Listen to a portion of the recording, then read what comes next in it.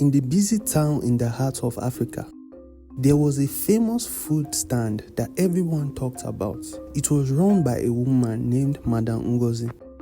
Her cooking was so delicious, so irresistible, that people would travel from far and wide just to taste her meals. The flavor were magical, the spices perfectly balanced, and no one ever left disappointed. Her stand was always busy from dawn to dusk. It was also witnessed that a man sold some of his properties just to eat her food. This was the length in which many people took just to have a taste of Madam Ngozi's delicious food. Madam Ngozi had a secret which no one knew. No one in the town knew about her. They just knew they loved her food, but know nothing about her background. One day, Madam Ngozi's husband, Mr. Eze, got a job offer in the town where she ran her food stand. Mr. Eze has been jumping from one work to another just to sustain his household. Mr. Eze was living in the northern parts of Nigeria, and life was really harsh on him. Madam Ngozi had 2 children for him, Chibuke and Oluchi. One day, Mr. Eze embarked on a journey to the town where he got his job, and this happens to be the town where Madam Ngozi operates her food stand. He spent 2 days on the road. On the second day, inside the car he boarded, he overheard passengers talking about the famous food stand.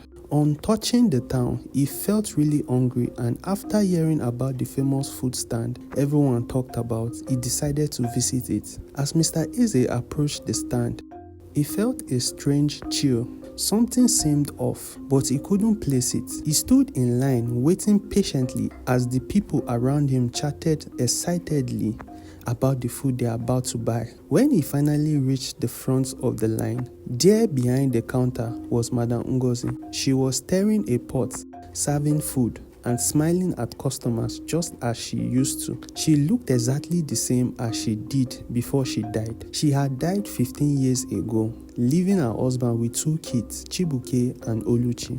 Mr. Eze's breath caught in his throat, and his legs felt weak. Ngozi, he whispered. She looked up, her eyes meeting his. For a moment, everything seemed to stop. The people around him turned to look. She stared at him, her eyes widening in shock and recognition.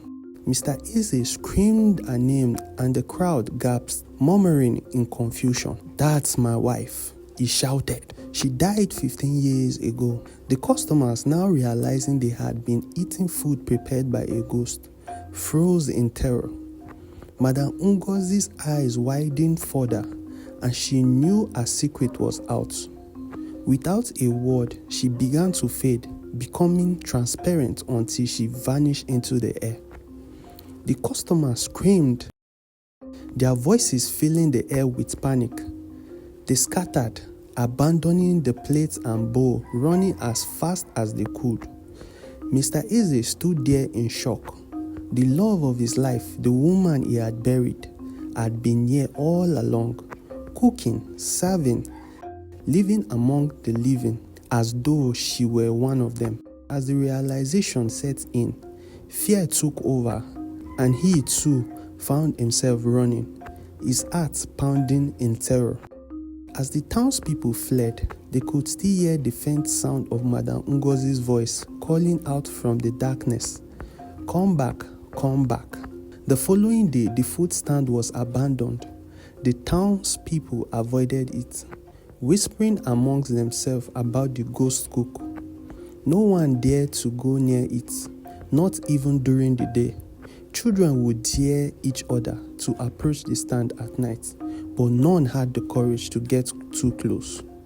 The stand became a chilling reminder of Madam Ngozi and her mysterious return from the dead.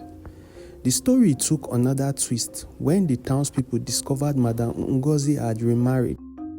She had married a man named Mr. Ademola and even had 2 children with him. They were living like a normal family. One of their child was in primary school. News spread more fear and confusion. How could a dead woman marry and have children? People started talking about the children. The primary school students were pulled from their classes by frightened relatives. The town was gripped with panic. Everyone wondered how Madam Ngozi managed to keep such a secret. The children seemed normal, like any other kids, but now people looked at them with suspicion and fear. In the night that followed, whispers of events grew. Some claimed they saw shadows moving in the food stand, heard soft cries of children, and smelled the aroma of cooking that was vanished as sudden as it appeared.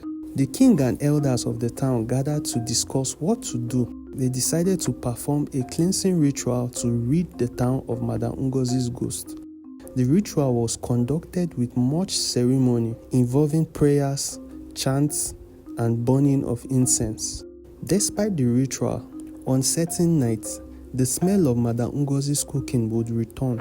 Those brave enough to pass the abandoned food stand would swear they saw her ghost, stirring a pot and looking out into the streets, waiting for customers who would never come.